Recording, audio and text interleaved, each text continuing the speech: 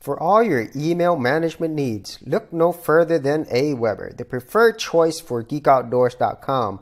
Sign up today and you could get a 30-day free trial by checking out the affiliate link in the description area below.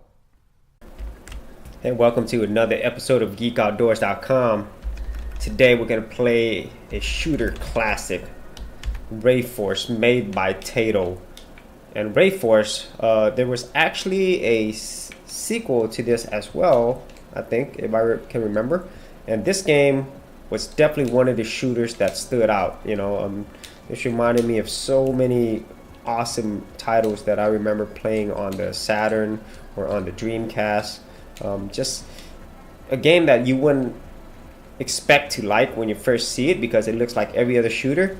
But then as you're playing it, you find out it has this really cool lock-on mechanism, and then there's like 2 levels of gameplay. And so these types of games later became really popular with the Sega Saturn and then the Dreamcast. That's why I mentioned those, because Ikaragu was something that had something very similar, And I don't think it was the same developers that the same development team, but this game was something that I enjoyed a lot. And if I did remember the sequel on the Sega Saturn, I think it was Raygun Silverlight, if I remember correctly. And this game had so many things going for it. First and foremost, the graphics were really sweet, and I love this ray tracing effect from the laser. Hence the title Ray on there. And then second, obviously the different levels of the upper level and lower level fighting screens where you would have to lock onto them. That was really, really cool. Ooh, yeah.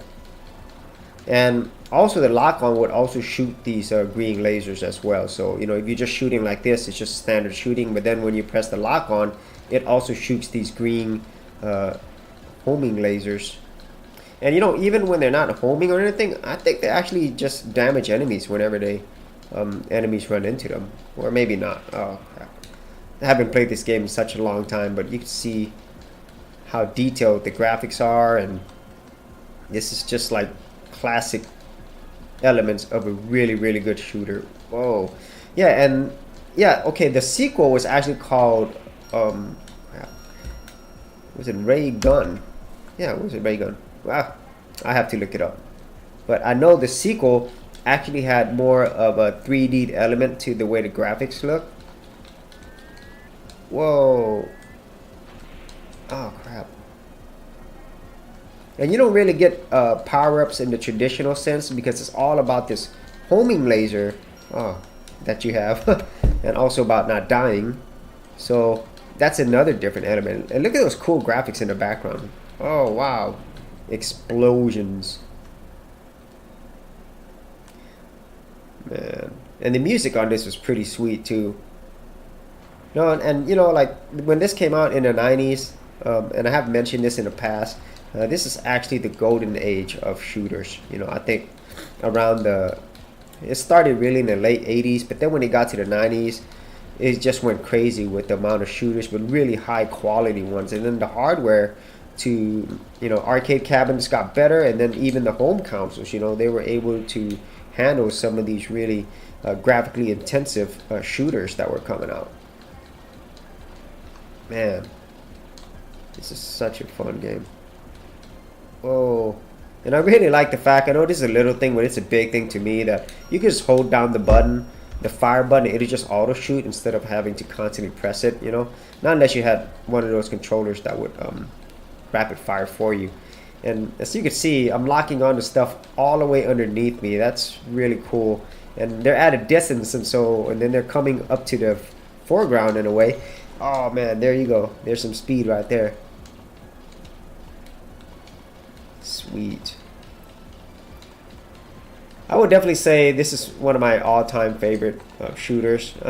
If I had like a top, well, there's so many shooters that I played, I can't just do like a top 10. It'd probably have to be a top 50.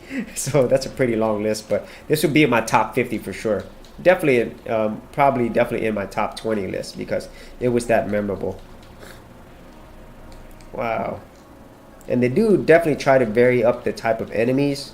And also the stages as well. Look at that. Wow, that's really cool. And the enemies are pretty crazy. You go from like really small enemies to like big ones like this. Wow, geez. Oh, crap.